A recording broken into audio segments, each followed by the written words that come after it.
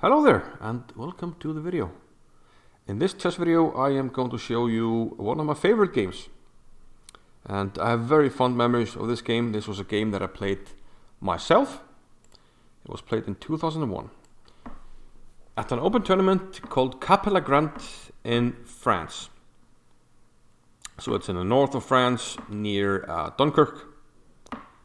And this was the first open tournament that I played outside of my country. There was a group of Icelanders who went to this tournament. I had recently started playing chess again.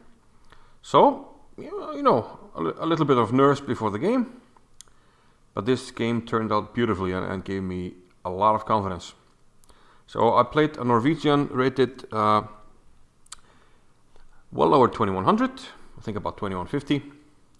His name is Nicholas Mellem, and I had the black pieces. He opened with pawn to d4. I played knight f6. We have c4, mainline stuff, and I go c5. White plays the most principal move, d5, and now I have a choice. I can go for the Benoni, which I play nowadays, or even the Jack Benoni, pawn to e5. But this time around I went with the b pawn, pawn to b5, the so-called Benko gambit.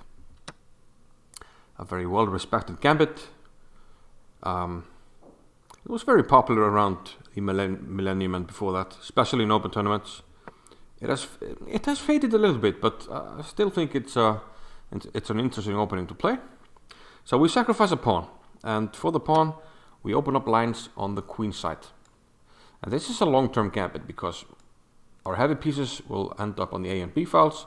We'll have a bishop here, and we'll have pressure against these pawns. Now first I play g6 here, and this is just a little finesse, you don't have to worry about it.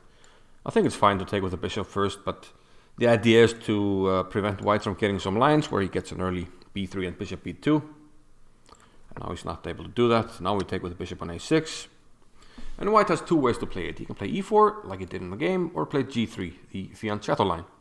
The fianchetto line makes white able to castle, but if you play e4, you give up the castling rights. But you have a strong center.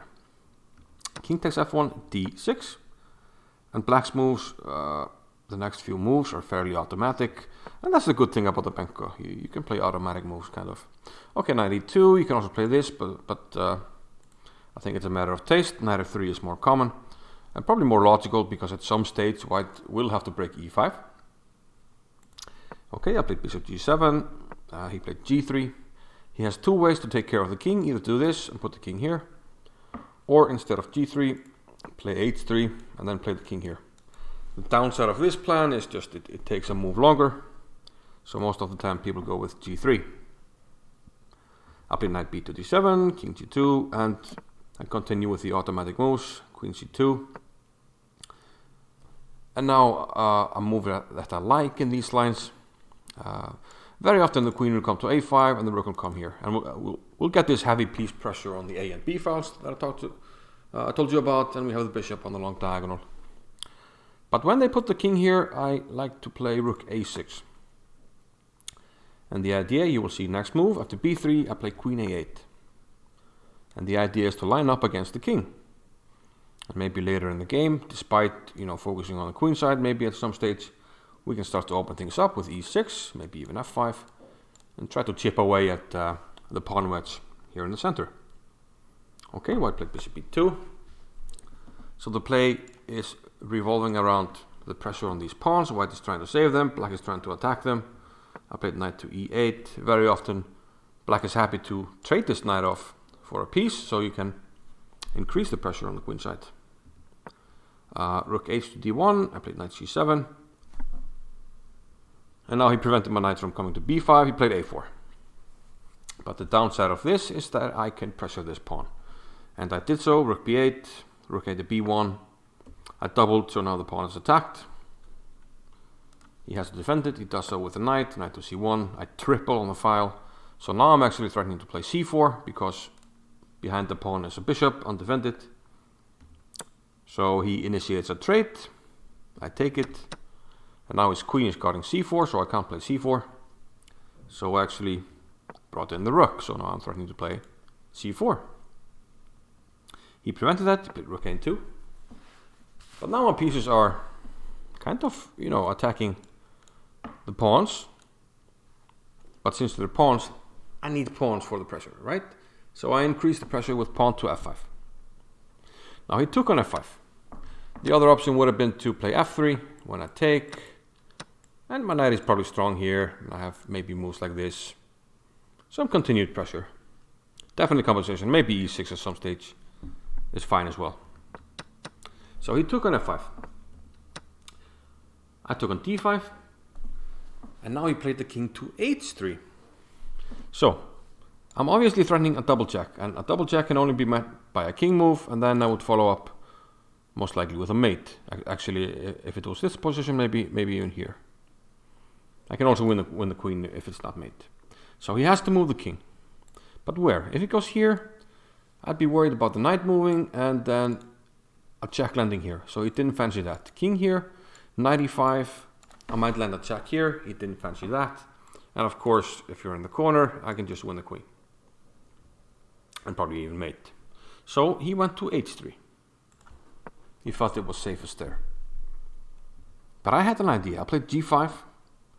And he played queen to d2. Now he's attacking my knight and my pawn. Double attack. So how do we deal with this?